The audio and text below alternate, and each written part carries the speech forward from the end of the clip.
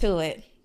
Dear Tasia, so I recently went on a date with a guy I met on Bumble, and the date went really well. He was very respectful, paid for everything, good conversation, but he lied about his height. On his profile, it said 5'10. In person, it was giving maybe 5'8". I'm 5'7", so he was like very close in height to me. And I just feel like that rubbed me the wrong way because if I showed up bigger than the pictures I like posted, would you be still interested in me? And also, I just don't like when people lie. And even if his height was 5'8" on his profile, that wouldn't have deterred me from swiping, but like lying about it would. Mm-hmm. So, do you think that should be a deal breaker? He also told another small lie, which is very small, but like on his profile, it said one of his interests were movies, but I distinctly remember our conversation and him saying, "Oh, yeah, I don't really watch movies at all." And I'm like, "Okay." And I just thought that was weird. He did also give cocky a little bit. I'm from a town where it's not a lot of black people. So the black men here that have decent jobs and are cute, like they think they're better than what they are just because it's like less of them. And they could still have a terrible personality. They'll just think they're still better because it's not a lot here. And I don't know. I don't really a guy who's too cocky or too know it all. So would you say these are deal breakers, or should I pursue him more and go on a couple more dates to get a feel for like how he really is? What's your thoughts? I was with you. Like, as soon as you were like, okay, he lied about the height. And I'm like, I have been height fished and Mm-hmm. hat fished so much. Mm-hmm. Hat fishing and height fishing is a real thing. A couple little inches, like, I get it, right? Mm-hmm. But then you said that he kind of went on about a couple other things. And here's my thing, these aren't technically like big lies, but I feel like your disposition is already kind of off. You already feel Mm-hmm. like he's cocky. You already feel bamboozled by the height. And he's, you don't feel like even his personality that he put on his profile is genuine. So Mm-hmm. it's almost like nothing is really feeling genuine about it. And I think that she's going to have like issues moving forward. Like she going to be sitting across the table from him, like giving What him else that you kind lying of look. about? And Yeah. also probably everything that he does is going to start to annoy her. Mm-hmm. Like, you know what I'm saying? Like, Mm-hmm. I think that I think she kind of fed up already. Mm-hmm. It sounds like she almost buys into the same hype that she's saying the guys buy into, where she's like, guys in my town that are black feel like they have all the options because she's trying to push the subject of like, should I keep giving him a chance? It's like,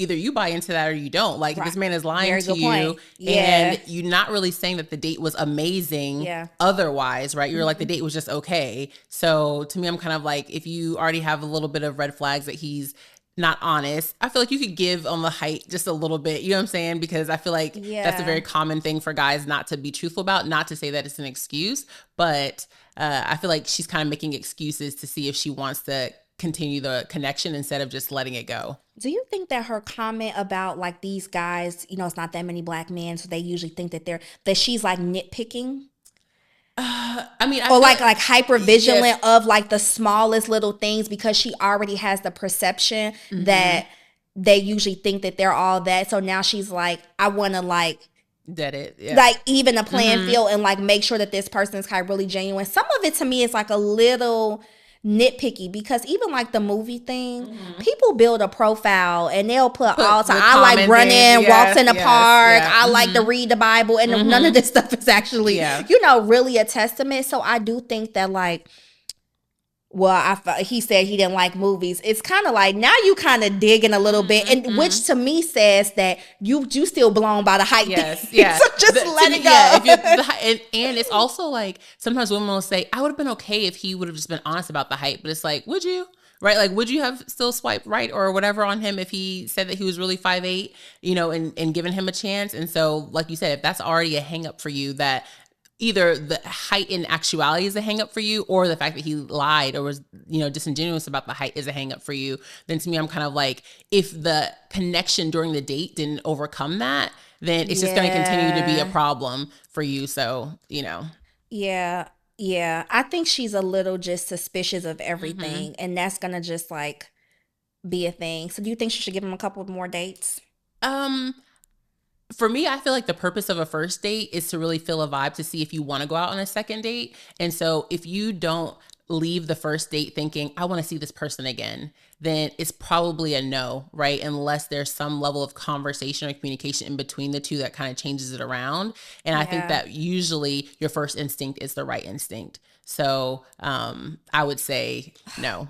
I'm kind of like a rebel and a weasel sometimes. Like when I can't figure people out, You want to give it more? I kind of want to give it a little bit more.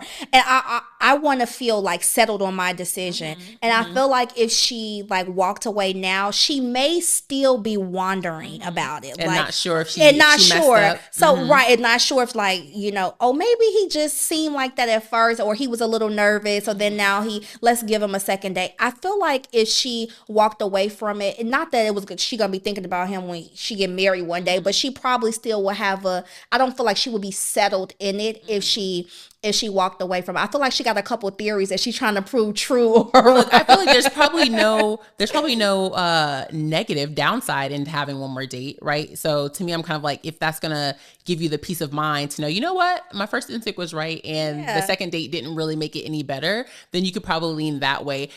In my personal experience, like, it really turns around, right? Where it's like, but I'm a fan of giving someone a second date, even if the first date doesn't knock your socks off. I agree with that. It doesn't have to knock your socks off to give them a second chance, agree. but you have to kind of walk away thinking, okay, I would like to see that person again. Like I'm open to the connection. And also, and I'm looking at the camera when I'm saying this, the knock your socks off is a scam.